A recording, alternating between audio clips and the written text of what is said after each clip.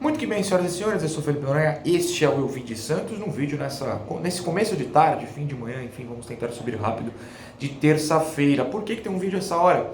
Porque, tal como os grandes sites, jornais, TVs, o Eu Vim de Santos também tem setorista. Eu, do Santos, tô brincando, e o Luiz Fernando Corman, que todo jogo do Santos contra o Atlético Paranaense sempre faz questão de mandar um videozinho analisando o Furacão, nosso adversário dessa terça, até para nos ajudar a entender o que o Santos pode encontrar. O Luiz é um cara muito gente boa, sempre simpático e mandou todos os detalhes do Atlético. Vai falar sobre o desfalque na lateral esquerda, né? O Abner não vai jogar, o seu reserva imediato também não. Até levando uma possibilidade do Léo Cittadini jogar na esquerda, por mais que ele fale mesmo, o Luiz fale, que seja uma segunda opção. Deve ter um improviso na zaga, até como o Caio Couto falou no resenha, se você assistiu. Também explica por que o jogo é importante para o Atlético, mesmo estando na final da Libertadores. Afinal de contas, eles estão na final, eles não estão na Libertadores no ano que vem. Então é um jogo que vale pontos interessantes na batalha do Brasileiro. Daqui a pouco o Luiz fala mais sobre o Atlético, a gente vai trazer detalhadamente essa questão, vou deixar na mão dele, mas eu tenho que falar também sobre uma notícia que o Lucas Mussetti lá do UOL deu agora há pouco, um pouquinho antes de eu gravar, que Madison não foi relacionado. Claro, a primeira reação da gente é comemorar, é um jogador fraco saindo do time, claro que não soluciona todos os problemas, mas para a gente descobrir se o Natan é bom, tem de ver jogar e hoje vai ser uma oportunidade. O Auro vai para o banco de reservas, então você pode falar, pô, isso não é tão bom. Verdade, mas assim, até outro dia era Madison e Auro, sempre o Auro estava no banco, agora é um dos dois fora, com outro jogador ganhando essa oportunidade. É interessante e é uma boa. Porém, eu tenho que levantar essa bola também. Por que ele não foi relacionado? É por causa da notícia dessa semana de que o Santos realmente não vai querer renovar o seu contrato? Será que é uma lesão que não revelaram? Será que o Orlando barrou mesmo e nem no banco vai levar? É uma coisa pra gente pensar, né?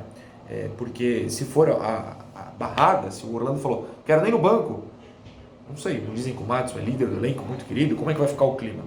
É só pelo futebol e todo mundo entende? Espero que sim, porque realmente o futebol é baixo e a gente entende que ele não merece a vaga de titular.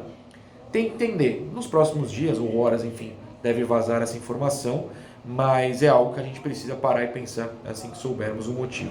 Por enquanto está liberado, só comemore o fato de não ter um jogador tão fraco no seu time titular, meu querido. Agora eu vou deixar com o Luiz, que vai explicar todos os detalhes do Atlético, e eu volto, a não ser que tenhamos alguma notícia importante durante a tarde, eu volto depois de Santos Atlético Paranaense. Beijo, tchau. Fala pessoal do canal Eu Vim de Santos, tudo bem com vocês? O meu nome é Luiz Fernando, eu sou advogado e jornalista, colunista e redator esportivo do jornal Espaço Público de São José dos Pinhais e autor do blog Coluna do Luiz, que vocês encontram na internet no endereço www.colunadoluiz.com.br e no facebook.com/coluna do Luiz. E antes da gente partir diretamente para o assunto da minha participação, eu gostaria de agradecer ao Felipe Noronha pela oportunidade de contribuir com o canal Eu Vim de Santos, que eu já acompanho há alguns anos, inclusive desenvolvi aí uma simpatia, um carinho pelo Santos por conta do Noronha, né? Então a culpa é dele. E também eu gostaria de manifestar a minha felicidade, né? O meu alívio por saber que o Noronha superou todo aquele momento difícil da vida dele, né? E poder ver que ele está podendo aproveitar e desfrutar da vida como ele merece. Então, vamos lá, diretamente aí para o assunto o motivo de eu estar aqui, comentar sobre o jogo entre Santos e Atlético Paranaense na Vila Belmiro, pelo Campeonato Brasileiro, nesta terça-feira. Vamos falar então rapidamente sobre o momento que o Atlético vive na temporada. O Atlético atualmente é o sexto colocado no Campeonato Brasileiro, com 44 pontos. É o finalista, um dos finalistas da Copa Libertadores, e fez uma boa campanha também na Copa do Brasil, onde foi eliminado nas quartas de final pelo Flamengo em uma disputa bastante apertada e repleta de reclamações de lado a lado. Então, se vocês forem considerar todo esse panorama, a sensação entre os torcedores é de muita satisfação por aquilo que a equipe conseguiu construir até esse momento. Por outro lado, e sempre há um porém, a gente percebeu que houve um arrefecimento do desempenho do time depois da conquista daquela classificação heróica, histórica, do ponto de vista do Atlético, evidentemente, no Allianz Parque, na semifinal da Libertadores. E isso é uma questão bastante importante para essa reta final de temporada do Atlético. Por quê? Por dois motivos. Primeiro, o Atlético ele é finalista da Libertadores, mas não é o campeão da Libertadores. Então o Atlético não tem vaga assegurada na Libertadores de 2023 até esse momento. E o caminho mais sólido, mais consistente para garantir essa vaga, preferencialmente uma vaga que permita ao Atlético participar diretamente da fase de grupos, é o Campeonato Brasileiro. Um segundo motivo para isso, e é uma coisa que eu bato bastante em textos, em outros vídeos, é o fato de que competitividade não é uma chavinha que pode ser ligada e desligada. Então, se o Atlético quer chegar bem, quer estar bem em Guayaquil no próximo dia 29 de outubro, é importante que o Atlético esteja bem até lá. Então, essa é uma partida importante, inclusive essa é uma posição do próprio clube, tanto é que amanhã a gente deve ter um Atlético praticamente todo titular. E aí, já que eu falei de escalação, vamos aí abordar esse assunto. O Atlético deve ter Bento no gol, que assumiu a titularidade depois que o Santos foi negociado com o Flamengo, um dos destaques do Atlético na temporada, muito bom goleiro. Da direita para a esquerda, conforme tem acontecido esse ano, Kelvin, Pedro Henrique e Thiago Galeno. E na esquerda a gente tem uma primeira incógnita, porque o Abner, que é o titular do Atlético, da lateral esquerda do Atlético, ele sofreu uma torção de tornozelo na última semana, não deve jogar amanhã. E o substituto natural do Abner é o Pedrinho, que recebeu o terceiro cartão amarelo na última partida e também não estará disponível na Vila Belmiro. Diante desse cenário, o Filipão ele testou duas alternativas para a partida dessa terça-feira. A primeira é a utilização do zagueiro Nico Hernandes, um colombiano canhoto que o Atlético contratou na última temporada, que é um bom zagueiro, e que no início da carreira chegou a atuar como lateral em alguns momentos, mas no Atlético nunca desempenhou esse papel. Uma segunda alternativa, essa provavelmente mais conhecida de todos vocês, é a utilização do Léo Cittadini naquela posição.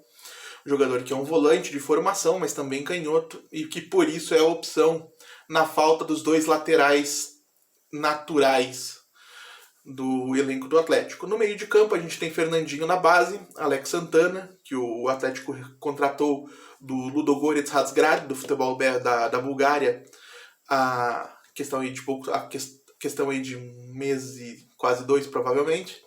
E fechando a trinca de meio-campistas, o Uruguai David Terans, é um dos destaques do Atlético da temporada, um jogador de grande talento, capacidade de decisão, então merece aí uma atenção especial.